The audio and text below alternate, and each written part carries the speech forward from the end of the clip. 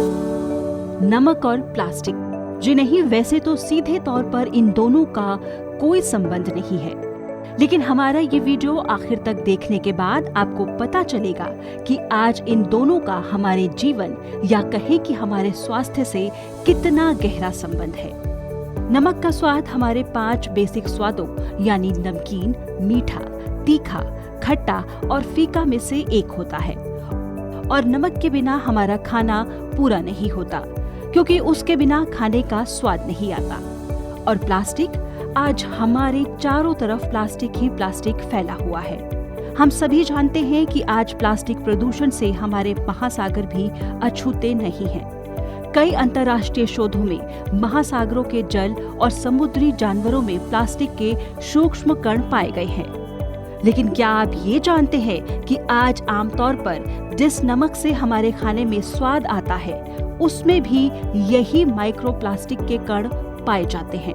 Microplastic यानी 5 millimetre से भी कम, जो सामान्य तौर पर हमें दिखाई नहीं देते, लेकिन ये मानव शरीर में जाकर हार्मोन को प्रभावित करते हैं और हमारे नर्वस सिस्टम की बीमारियों के अलावा बांझपन और कैंसर जैसी बीमारियां पैदा कर सकते हैं। एक अध्ययन के मुताबिक दुनिया भर में इस्तेमाल होने वाले नमक के 90% नमूनों में सूक्ष्म प्लास्टिक पाया जाता है। IIT मुंबई द्वारा किए गए एक शोध में भारतीय समुद्री नमक के भी कई ब्रांडों में पॉलिएस्टर, पॉलीथिलीन टेरेफ्थलेट, पॉलियामाइड, पॉलीथिलीन और पॉलीस्टराइन के सूक्ष्म कण पाए गए हैं। स्टडी के मुताबिक प्रति 1 किलोग्राम नमक में 73.76 माइक्रोग्राम माइक्रोप्लास्टिक पाए गए। यानी अगर कोई व्यक्ति एक दिन में 5 ग्राम नमक खाता है तो साल भर में 117 माइक्रोग्राम माइक्रोप्लास्टिक उसके शरीर में पहुंच जाएंगे।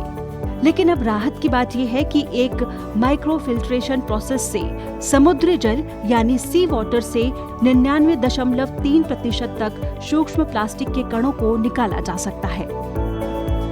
Our present study focuses on the identification of microplastics. हमारा अध्ययन भारतीय समुद्री नमक के 10 ब्रांड और सेंधा नमक के 2 ब्रांड्स में सूक्ष्म प्लास्टिक की पहचान पर केंद्रित है।